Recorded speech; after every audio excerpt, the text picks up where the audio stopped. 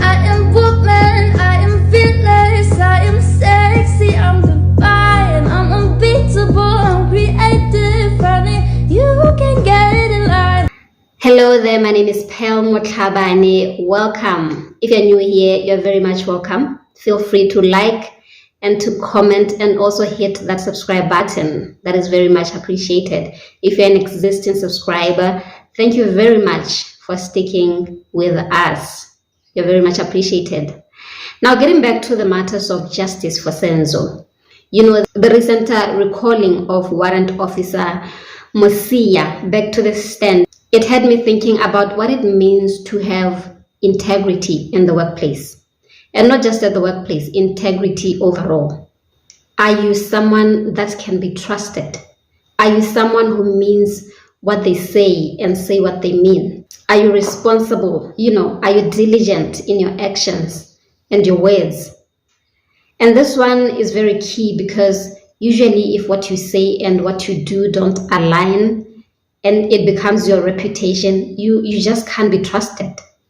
And usually this comes from how you do the little things, like if you're required to log in every morning when you get to work and register the time, you just do that.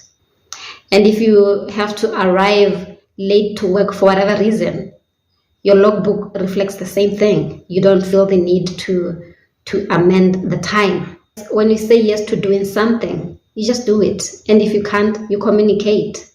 It's in the little things. When you lead with that, most of the times you find that you rarely have to explain yourself to anyone. So let's take the case of the warrant officer very briefly, bearing in mind the fact that majority of us, we don't know him personally. We only know the version of him that we see or hear as he takes the stand.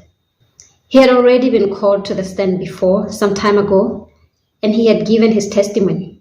But because of the inconsistencies in his testimony and his records, he had to be recalled back to the stand.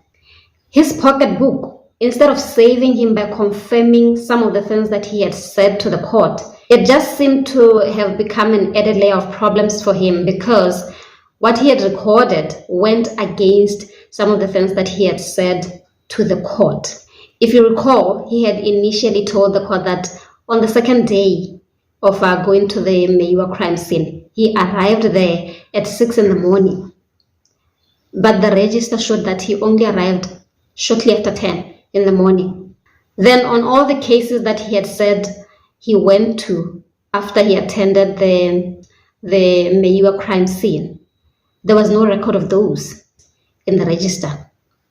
It could not be evidenced.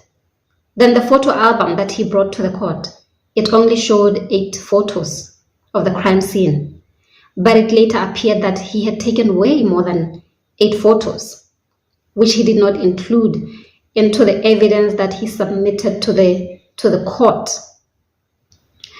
When asked about the time entries, he ended up saying he was guessing. He was guessing the time. How? Are they not allowed to carry phones? I don't know. Where he can just check the time quickly. How do you guess when you are recording official police documents? How do you guess? And let's just play devil's advocate and assume that he really had to estimate the time. He had to guess at that point. How can your estimation be so far off? He was far off by 4 hours. 6 in the morning and 10 in the morning are too far apart. How do you mistake 6 for 10 or the other way around? To me, at this point, I really felt sorry for him, man, because it felt like I was listening to a man who managed to compromise himself so much by just not being truthful. It is possible that the pressure of the case got to him, which would be fair to assume because, none of us really know what it means to be on that stand and to take all that heat. We don't know. But if what he had said was in agreement to what he had recorded, he probably wouldn't have found himself in that position where he had to fend off so many heated questions from the defense team. What do you think, guys? Let's talk. I really appreciate your time. I'll see you again very soon.